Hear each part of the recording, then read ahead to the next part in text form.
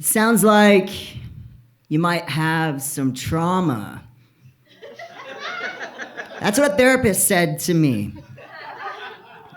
Now, I talked to other therapists before about my recurring dreams, but mostly they just said, yeah, that sounds interesting. But when I finally went to a good therapist, she said that we needed to unpack this. And so we started to unpack it. And suddenly, the recurring dreams started to make sense. And they even, changed a little bit over time. When I was about 8 or 9 years old, my parents were getting a divorce. And my dad would come into town from time to time and take me to do fun things. We would go to amusement parks, we would go to the pizza place that had all the video games, and he was trying to make up for the time that he just wasn't around. And he was trying to be, the fun dad. I remember one time he took me to SeaWorld and to see the Shamu show. And I was really excited about this. I remember being taken and just in awe of these giant whales that were just splashing about and playing in what I thought was massive swimming pools. I know better now. But I remember I was one of those kids that got picked to come down and meet the whale. And I was terrified, y'all. I was so scared. There are these striking black and white giant creatures with massive teeth. And little 8, 9-year-old me is just walking on down there. Yeah, let's go see this whale. When I got to it, though, what struck me the most is I got to stare into its eye. And I didn't see this scary, massive creature. What I saw was something incredibly peaceful and beautiful and really calming. And during a time when there was nothing but chaos and confusion because of the divorce that was happening around me, this really struck me and stuck out to me in really profound ways that would continue to affect me. Now, a couple months later, my fun dad decides to come back into town, and he takes me to Schlitterbahn this time. And I was really excited because, I'd been to Schlitterbahn before, but this was just gonna be me and my dad.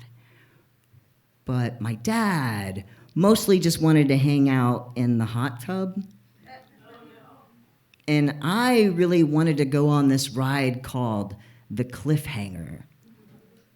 Now, the Cliffhanger is the longest tube ride in this park. All right? I always tell people it's the one that shoots you out into the river, and people are, oh yeah, I know that one. But it also is 45 minutes long.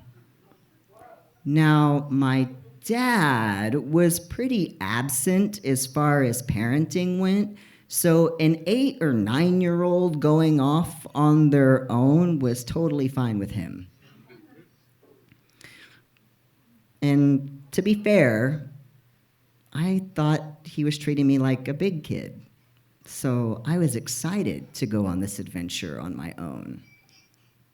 But while picking out an inner tube for this ride, I longed for the kids' tube for some reason.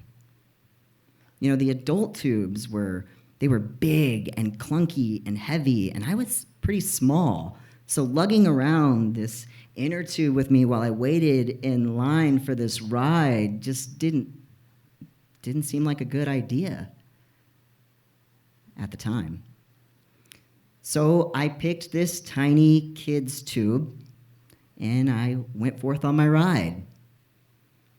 And to be honest, y'all, picking that tube was a big, big mistake. About a third of the way through the ride, there's this giant slide drop off of about 30 feet, and the water rushes into a big pool at the bottom. Little me in my tiny tube just kept saying, I don't want to go down backwards. I don't want to go down backwards. I don't want to go down backwards. And the good news is I didn't go down backwards. But the bad news is when I hit the pool of water at the end of this slide, me in my tiny tube flipped over. And I was stuck upside down, bended over, ass up in this tube. And I tried to flip myself over, but I wasn't strong enough. And the water from the slide just kept rushing into my face. And I thought to myself, oh my God, am I gonna die? Surely not. I tried again. Nope, wasn't strong enough, couldn't do it, couldn't flip the tube. And then I thought, oh God, is this how I die? And then, peace. So much peace. There wasn't music, there wasn't light, there wasn't sound, there wasn't any of that. It was just a blip, a second of peace. Now, obviously, I didn't die because I'm here. But when I came to, I upchucked so much water that my throat burned for days afterwards. And I remember when I saw my dad, he felt really terrible about leaving me on my own. Now, I don't know if he ever felt bad enough to tell my mom about what happened. I didn't tell her. I didn't think I had to. I was an 8 or 9-year-old kid. But I do know that after that summer, my dad stopped visiting. And I never really saw my dad again after that. But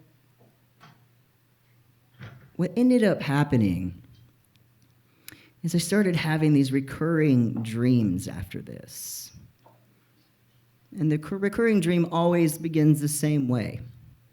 I'm plunged deep into the ocean, and I'm sinking, and I'm heavy, and I'm just going down. You know, some people have dreams where they're floating or flying. I have dreams where I'm sinking into a deep abyss. You know, I try to swim, but I'm too heavy, and I'm sinking, and the water is getting darker and murkier. And I start to feel panic, because I'm going to run out of air soon. And then I hit the bottom. And I look up, and I can see that there's light above me, but I am way too heavy, and it's way too far for me to swim to. And I start to feel that old familiar panic, that helplessness. And suddenly, I see a black and white creature swimming towards me. And my heart starts to pound, and I'm scared to death. And I realize it's not one orca, it's two. And they start talking to me telepathically. Breathe, they tell me. I'm panicked. I start to respond, I can't breathe underwater.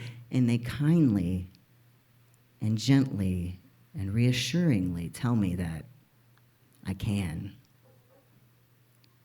Normally, this is the time when I would wake up from the dream, sweaty, panicked, gasping for air.